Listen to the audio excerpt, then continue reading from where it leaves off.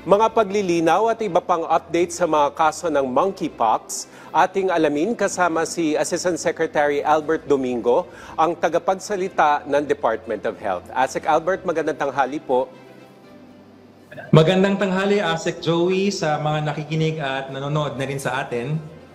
Asek, ilang beses na po natalakay dito sa ating programa yung monkeypox, pero linawin po natin para sa kabatiran ng ating mga kababayan. Ano po ba talaga ang mpox at paano ito naiiba sa mga ibang sakit tulad ng bulutong o yung tigdas?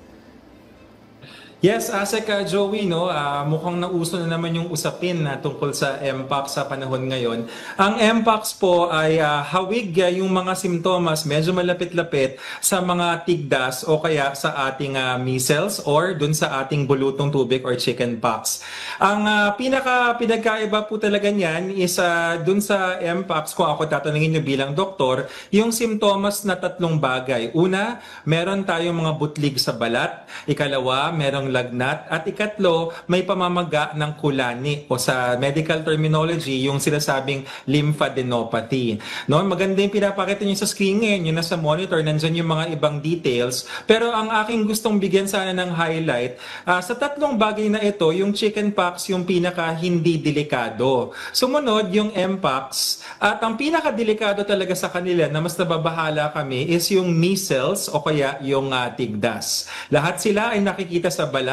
At isa pa palang pinagkaiba, Asek Joey, no? Si mpox ay hindi airborne. Hindi siya lumilipad sa hangin at hindi siya para bang nahihinga sa ibang tao. It is actually a skin-to-skin, close physical intimate contact ang kanyang pagkahawa. Si measles, airborne yan. Si chickenpox, meron rin siyang component na airborne. Pero si mpox, hindi talaga close physical skin-to-skin contact. Asek, sino-sino po ang mas mataas ang chances na mahawa ng mpox given yung mode of transmission? At may particular bang age group na madaling mahawa? Ang lahat po, Asek Joey, ng ating mga kababayan ay pwedeng magkaroon ng mpox. Wala po siyang pinipili na edad o kaya kasarian or pangangatawan. Ang system lang po, nakita natin sa datos natin na mas marami po yung mga kalalakihan at meron po tayong mga nakikitang behaviors na consistent dun sa transmission. Yung pong close, intimate behavior, nagkakadikitan po ng balat.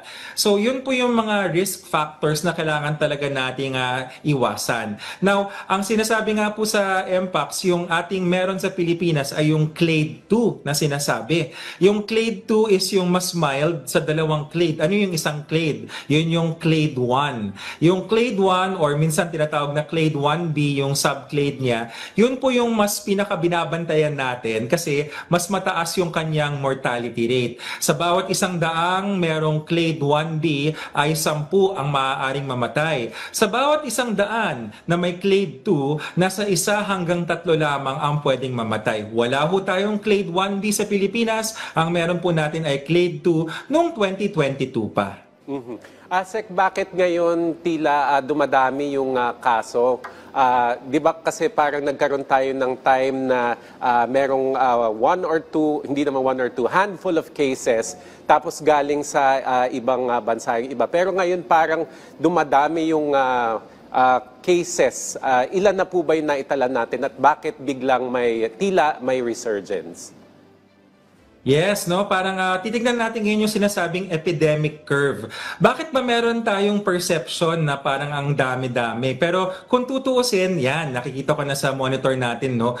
Yung bilang ay actually bumaba pa ngayong 2025. Yung kulay gray dito ay yung mga sinasabing suspect and probable na cases. Kasi may mga LGU rin na hindi pa nga confirm, nire-report na nila. Eh di sinama namin sa DOH, okay, sama natin yung mga suspect and probable. Tapos yung ibang LGU LGU naman, ang nire-report as is rightfully so, yung mga confirmed, yun yung blue. Pag tinignan natin yung bilang, ang pinakamarami ng mga bandang Agosto at Setyembre noong 2024, kasi yan yung panahon na bagong announce yung ikalawang Public Health Emergency of International Concern. Pero lahat po yan clade 2. And then, nung dumating tayo sa 2025, pansin nyo, halos magpakapantay, up, down lang yung bilang ng mga kaso. Nung Abril, sa katunayan, mas mataas pa nga, ASEC Joey yung bilang. Pero nagtataka kami sa DOH, bakit di naman tayo nag-headline? Ibang pinag-uusapan namin ni ASEC Joey nung Abril. Di ba, naalala mo, pinag-uusapan natin doon, summer diseases, ganyan. Pero mas mataas yung bilang ng MPAX kasi hindi ho siya delikado, hindi siya nakamamatay, hindi siya airborne. Kaya lang siya nag-headline dahil mas maraming LGU ang nagre-report at magandang balita po yan dahil ibig sabihin, mas mabilis ang ating testing at kaya nating tukuyin kung meron tayong MPAX at na-isolate sila kagad so hindi ito kumakalat. Pero given na madaming nagre-report ngayon na LGU, ano yung hakbang na ginagawa ng DOH at yung mga lokal na health service para mapigilan yung pagkalat? At may info ba tayo, ASEC, dun sa case ng MPAX sa Davao? Yeah. So ang ginagawa ng DOH, in close coordination po tayo sa ating mga local government units. Ano yung mga aktibidades na ginagawa natin? Yung contact tracing. Nako, ASEC Joey, pag sinabing contact tracing, kaya ginaganito ko. Pag narinig ng ating mga manonood, saka nakikinig, eto na naman ba lockdown? Hindi po. Alam nyo po, mga kabayan, pagdating po sa pandemic, nung panahon ng COVID-19, airborne kasi, hindi po airborne itong MPOX. Pero lahat ng mga sakit na nakakahawa, ginagawa talaga ang contact tracing. Standard po yan, basic yan, sabi nga ng mga kabataan ngayon. Contact tracing is basic. So, ang ginagawa natin, apart from doon, pati yung pag-monitor sa pasyente, yung mga sintomas, yung paggamot sa kanila, kaakibat ng Department of Health ang ating mga local government units. Sa katunayan, yung iba pang ospital kung saan nagpapagaling, kung kailangan sa ospital, ay mga DOH hospitals. Pero karamihan, ASEC Joey, ng ating mga MPOX cases ay pinapauwi at nagre-recover sa bahay. ASEC, meron ba tayong area of particular concern ngayon? Meron bang binabantayang lugar o probinsya? Wala po tayong natatanging probinsya na binabantayan. Kung tatanungin po ako kung nasa ng pinakamaraming kaso, nasa Metro Manila. Kailangan ba kabahan tayo? Kailangan ba mag-ECQ, mag-GCQ? Hindi po. Dahil ang Metro Manila ang pinakamalaking rehiyon sa Pilipinas, 10 milyon tayo nandito, natural po na kahit anong sakit yung ating tanungin, mas marami ho tayong makikita. Pero hindi nangangahulugan na nagkakaroon ng hawaan. Ibig sabihin po, tukoy natin kung nasan sila po ay naka-isolate or baka nga gumaling na eh. Kaya ASEC Joey, ang sinasabi ko nga po lagi, lalo na sa mga kaibigan natin sa media, hindi po yung total yung ating binabantayan. Kasi yung total parang score yan, pataas ng pataas yan. Ang tinitignan natin is yung bilang ng bagong kaso kada buwan. At sa nakikita natin, pababa pa ho siya. Maski yung Metro Manila, pababa rin po. Nasaan na ang mundo? Nasaan na tayo, ASEC Albert, in terms of finding a cure o bakuna para sa MPOX? Okay, dalawang tanong yan, ASEC Joey. Unahin ko yung cure. Meron tayong antiviral laban sa MPOX. Ang pangalan po niyan ay Tecovirimat. Huwag po kayong pumunta sa botika kasi hindi niyo siya makikita doon. Yan po ay nasa mga ospital natin ng Department of Health. Naka-standby po yan. Para kanino po yan gagamitin kung kailangan? Gagamitin po yan para dun sa mga may advanced na MPOX o yung mga may severe. Pag magkaroon ho tayo, awa ng Diyos, wala pa nga ho tayo na clade 1B, sana maging ganun na lang palagi.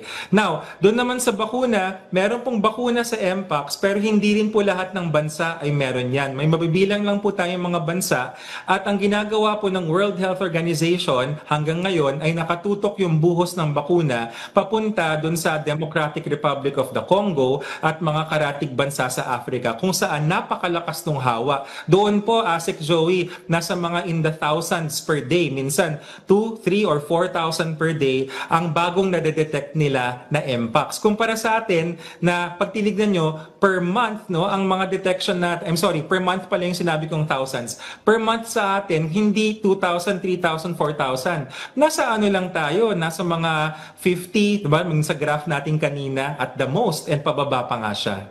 May kumakalat ding balita, Asek Albert, na yung Mpox daw ay yung gaya nung COVID noon na sinasabi na may conspiracy theory na lab leak o may experiment. So, anong pahayag ng DOH tungkol dito? Nako po, hindi po to eksperimento, hindi po to lab leak. 1970s pa ho, kilala na ng mundo ang Mpox. Ito po ay natukoy ng una sa mga research monkeys sa Africa, sa Europa. Nakita nila merong butlig yung mga unggoy. At hindi ho to leak ha, sa laboratory po, sabi ng mga scientists noon, 1970s, oy, mukhang meron tayong nakikitang mga butlig. So yun ang kanilang pinangalanan na monkeypox, kaya ganun yung pangalan. Binago nilang po yung pangalan kasi nagkakaroon ng stigma doon sa mga tao na may Mpox. Sinasabi, kung sa monkey yan, baka mamaya unggoy rin yung meron, which is very wrong. That's not the situation. That's why nagkaroon ng label na Mpox na lang siya. So hindi ho siya bago, hindi ho siya lab leak, hindi rin siya galing sa side effect ng bakuna. Kasi kung side effect ho ng bakuna yan, kailan ho ba tayo huling nabakunahan? Nakailang taon na rin po, 1 or 2 years na rin po. At hindi rin specify kung anong bakuna yan. So lahat po ng mga ganyang haka-haka, hindi ho totoo yan. Yan. Haka-haka yung ginamit niyong term, Asek Albert. Haka-haka sa origins, haka-haka sa ECQ at GCQ. So anong maipapayo natin sa publiko pagdating sa fact-checking ng impormasyon online tungkol sa Mpox? Yes, Asek Joey, mas nababahala kami sa DOH, hindi sa virus ng Mpox, ngunit sa virus ng fake news. Ang bilis ho kasing mag-click lalo na pag nakita yung litrato ng mga Mpox patients na, by the way, nagtataka ako, marami sa mga litrato na kumakalat, maliban dun sa nirelease ng ibang probinsya, yung iba, mga foreigner, hindi mga Filipino. So parang nanggaling sa ibang continent yung mga litrato. Magkaroon lang ba ng content, saka para magkaroon ng clickbait? So wag ho tayong click ng click. Sabi nga nila, basahin natin hindi lang yung headline, tignan natin yung laman ng article. And tignan natin kung saan nanggagaling yung article. Kapag ito po ay galing sa PTV4, sa ibang malalaking media organization, kapag ito ho ay nanggaling sa Department of Health verified ha, marami hong mga namimeke sa site namin. Check nyo ho yung may blue check sa Facebook, Department of Health Philippines, or yung may gray check sa X or Twitter, Department of Health Philippines. Yan po yung mga lehitimong sources. Pigilan ho natin yung virus ng fake news kasi yun ang talagang mas nakakasira sa atin. Sa ngayon ba, Asek, may plano ang DOH na makipagtulungan sa mga social media platform para pigilan yung pagkalat nitong fake news na ito? Yes, Asek Joey, twofold yan. No? Una sa lahat, yung mga talagang extreme na mali-mali yung information, kinokontak na talaga namin, hindi lang yung mga social media platforms, yung mga authorities sa NBI, minsan sa DICT para ipa-take down, ipa-shutdown yung site. Kasi hindi nakakatulong yan in terms of anxiety, nananakot lang, nakakataas ng ano. Tapos yung mga social media platforms, kinakausap rin po namin yan para atin naman tingnan yung mga lumalabas. Ang problema lang, Asek Joey, medyo as you know, as one of the media practitioners, no, medyo like kunyari, ang Facebook, ang Meta, naging liberal rin lately, no, yung mga fact-checking nila, mas mahigpit sila dati. So yan yung challenge natin in this era of social media. Mula Mpox, Asek Albert, lipat naman tayo sa rabies. May tanong ang GMA News Desk. Ano daw po ang general statistics ng rabies sa bansa at saang lugar mas marami nito?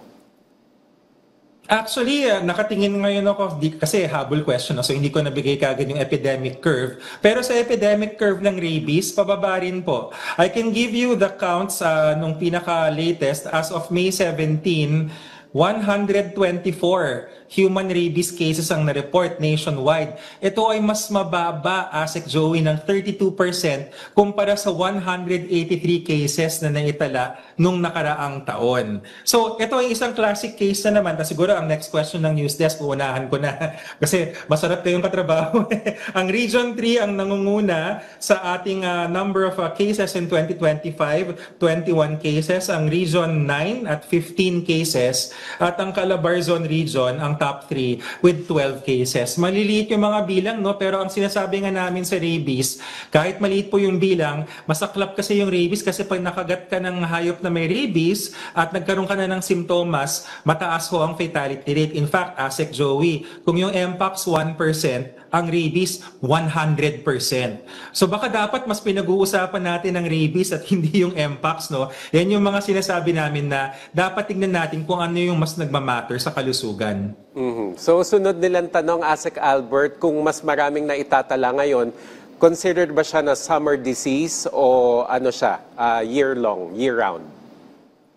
Year-round po siya, Asek Joey, no? Ang rabies kasi, ang mode of transmission, yan, natututan ng ating mga kababayan, no? Mode of transmission ng rabies. Meron tayong hayop na naglilipat nito. Yan po yung mga aso at pusa. Minsan, meron yung panike, pero ang mas karaniwan, ang cute naman ni Mingming na nakikita ko sa screen, no? Buti yung ganyan, saka si, ayan, no, si Brownie. Dapat si Brownie saka si Mingming binabakunahan. Kasi, pag ang mga aso at pusa ay bakunado, hindi po yan makakalipat ng rabies. In fact, ang rabies kasi behavioral ang simptomas. Yung pong mga aso na parang nagwo-wild bigla, ang suspicion lagi ng veterinarian, ako baka mamaya may rabies kaya kailangan bantayan. And also, dapat iniiwasan natin yung bang matrigger yung mga aso. Paano matrigger? Una, ang mga bata po dapat sinusupervise kasi ang bata hindi pa marunong humawak ng aso. Baka mamaya sinusundot-sundot na yung mata ng aso. Syempre, ikaw ba naman, Asek Joey, sundot-sundutin yung mata mo, hindi ka ba magre-react, di ba? Baka mangagat na rin tayo. Hindi tayo nangangagat. Pero yun yung ayaw natin mangyari pagdating sa mga aso at pusa. So, sunod na tanong, final question ng GMA News Desk, saan daw po makaka-avail ng libreng bakuna? At na-mention nyo si Brownie at si Ningning, si Muning, kailangang bakunahan din. Kailangan ba ng follow-up o booster para sa kanila? Okay. Dalawang tanong yan. Kasi yung isa, human vaccines, yung ikalawa, animal vaccines. Hindi po ako veterinarian, pero inaral ko na rin po kasi kasama yan sa One Health approach to preventing rabies. Ang mga aso at pusa, once a year lang po, tsaka napakamura ng bakuna nila. In fact, pagdating po sa mga local government unit, according to the Rabies Control Act, libre ang mga bakuna pagdating sa aso at pusa. Pero kung maniningil man yung mga LGU, nababalitaan ko rin yung iba, nasa 100 pesos lang kada turok once a year. Tapos, yun naman po sa private, hindi lumalampas mga 300, 400 pesos. So talagang abot kaya yung bakuna sa mga hayop. Punta naman tayo ngayon sa mga tao. Yung bakuna sa tao, binibigay kapag nakagat or nakalmot or nadilaan ang ating mga sugat or mga tusok-tusok sa ating balat ng mga hayop na aso or pusa. Ang ating bakuna ay meron pong mga follow-up yan. Usually, ang series po niyan, baka kung hindi 5 beses yung turok, umaabot po ng 7 ang ating turok sa ating human post-exposure prophylaxis. Mas mahal po siya, pero available po siya sa mga government health centers kung saan maaaring maibigay ito ng libre. At ang PhilHealth po ay merong animal bite package na kahit kayo po ay nasa private, kung hindi man pong kayang ilibre, kaya nitong ibaba yung gastos para sa bakuna ng rabies. Mensahe na lang, Asek Albert, whether sa mga nangangamba sa Mpox, sa rabies o sa fake news. Yes, Asek Joey, no, sabi nga ni Sek, medyo magdademo ako ng konti.